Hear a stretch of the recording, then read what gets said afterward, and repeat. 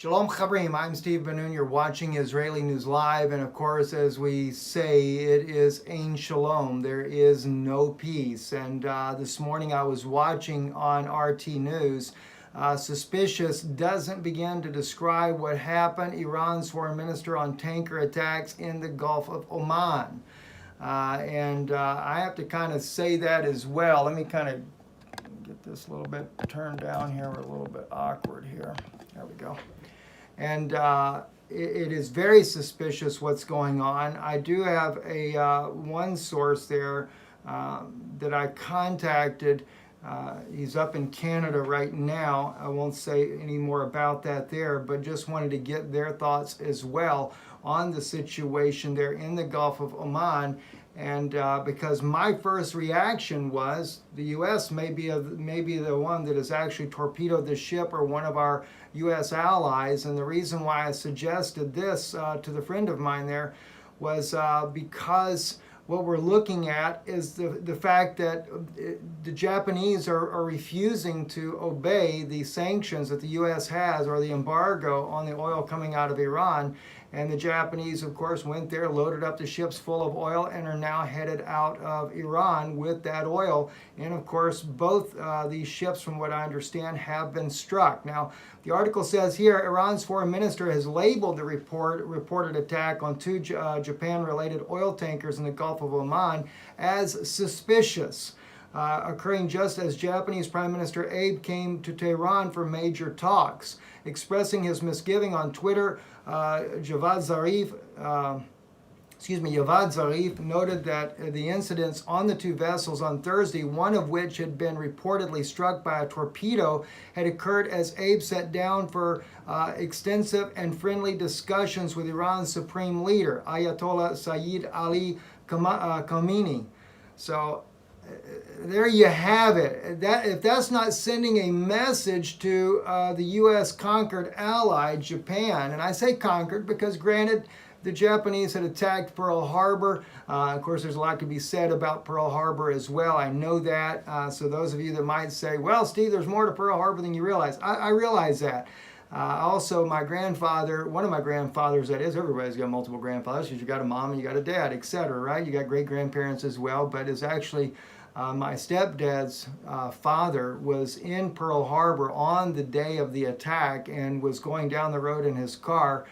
He was a sergeant in the Army there, and he had the bullets coming through the roof of his car while he drove there on the streets there in Japan there.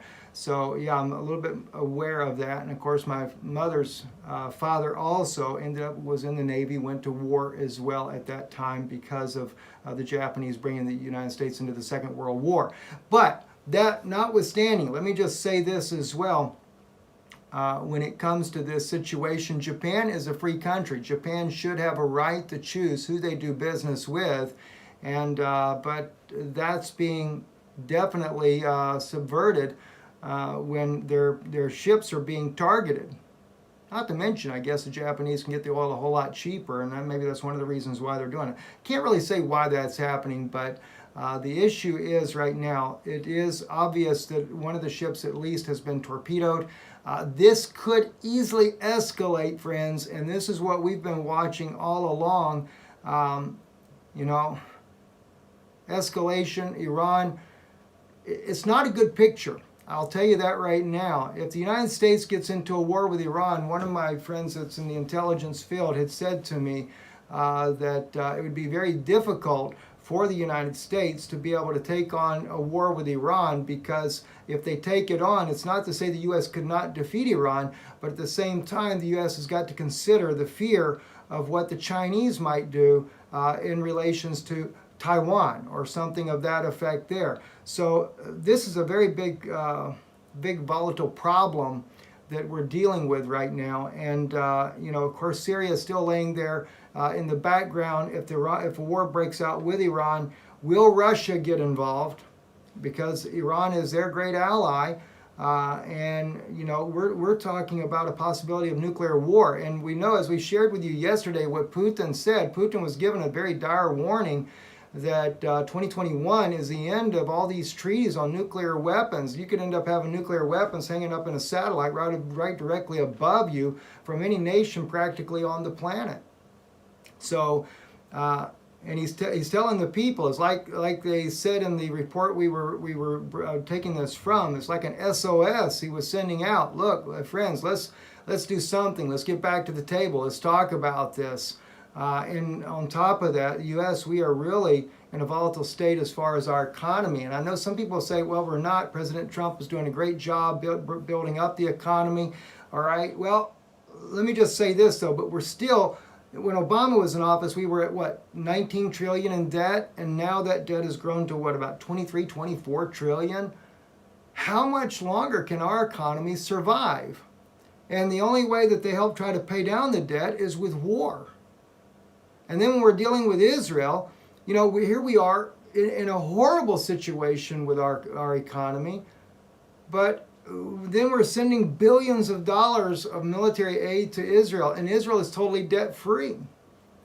You know, maybe there should be some trade negotiations with Israel. You know, I'm not saying that Israel doesn't have a right to defend itself, but then again, we shouldn't be starting all these wars in the Middle East, guys. I mean, think about it. I mean, it's the United States, Saudi Arabia, Israel has admitted to it now, and Turkey as well. All these countries have been heavily involved in arming the jihadists to overthrow Syria. We overthrew Iraq at the cost of many American lives. And for what?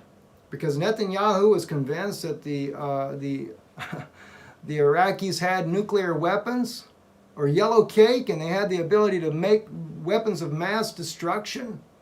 You know, you can say mass destruction, interpret that anything. That doesn't really say that it's a nuclear weapon because we said it was weapons of mass destruction. This is a very serious situation, friends, and of course we know that's what's coming. I see a new world order on the rise. I really do, and I personally am not in favor of Prime Minister Netanyahu being the Prime Minister of Israel. That's just my personal take on that. You can do what you want as Israelis as far as who you want to vote for.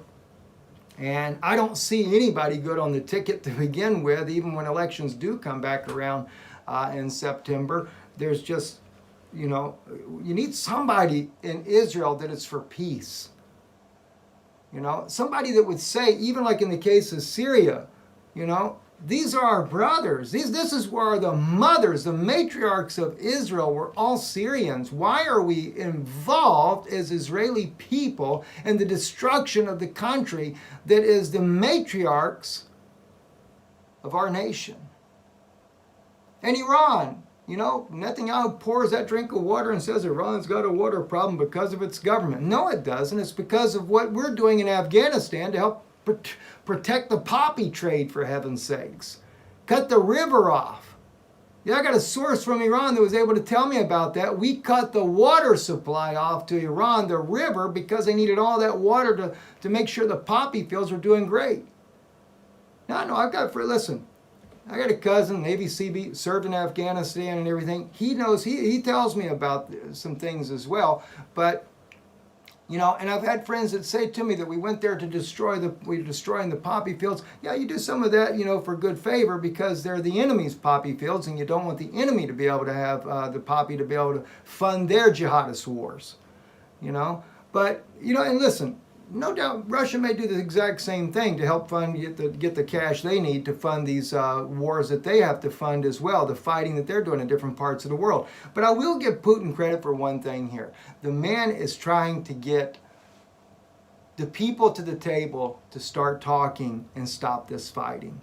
Some of the European countries, including Slovakia, even Poland, is wanting normalized relationship with Russia.